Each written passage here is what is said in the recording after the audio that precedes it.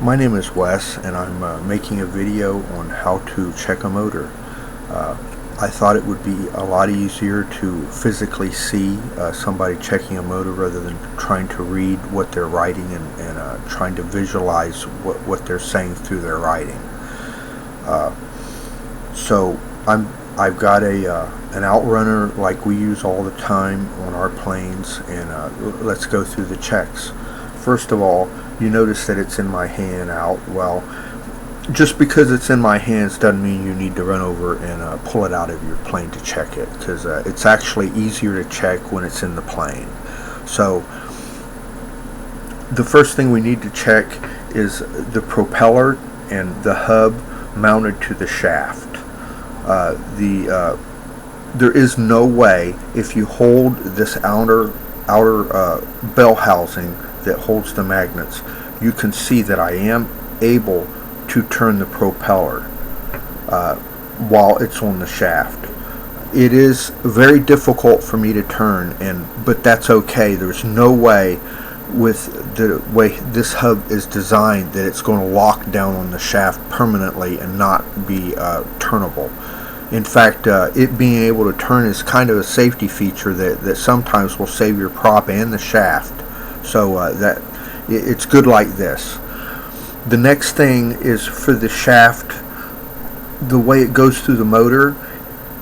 If you grab the mount and you grab the hub and pull back and forth, if you feel a lot of movement there, that means that this bell housing is not adjusted properly on the shaft.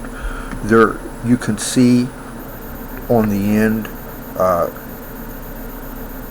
maybe you can see it. It's a E-clip. If you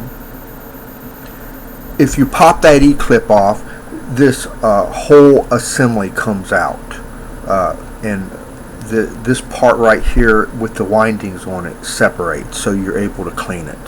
So that's where you would adjust it. You would adjust this right here up against the windings. There's another thing. If you turn it carefully and you feel it go, and you feel the windings, you can see the poles. What that is that's good. If you didn't feel that, that would mean that you overheated the motor and destroyed the magnets in it. The magnetism on these motors, if you heat them up real good, will disappear, and in that case the motor's destroyed. It's time to throw it away. Another thing that we do is we check the bearings. We check the bearings by it being mounted, and we move it back and forth like this. If you feel a lot of slop like this, what that is that's the bearings are bad. If the bearings are bad, the motor's destroyed.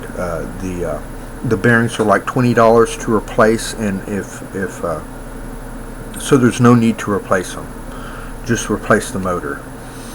The next thing is let me see, cleaning. If when you're cleaning it, you don't want to use a spray propellant on it, and you don't want to use like WD-40, and you don't want to spray anything down inside these holes.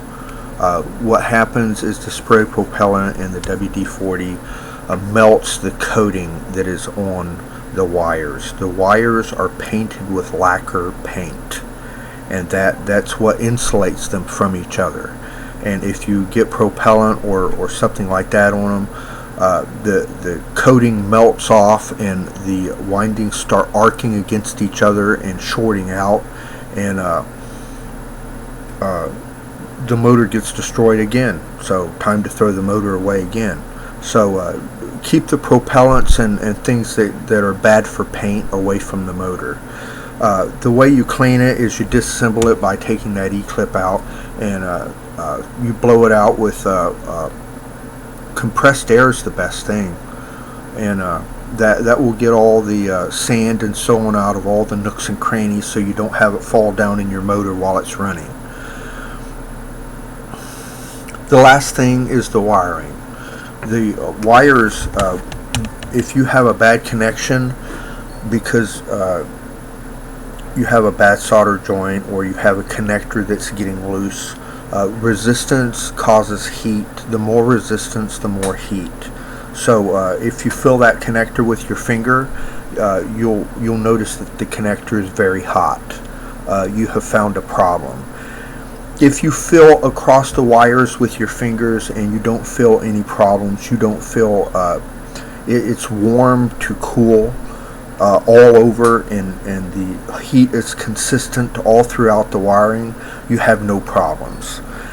If you have hot wiring, what that tells you is that you have more amperage going through it than the speed control is capable of pumping. So you need to upgrade your speed control. I hope this helps you. I hope you've enjoyed my video. Have a great day.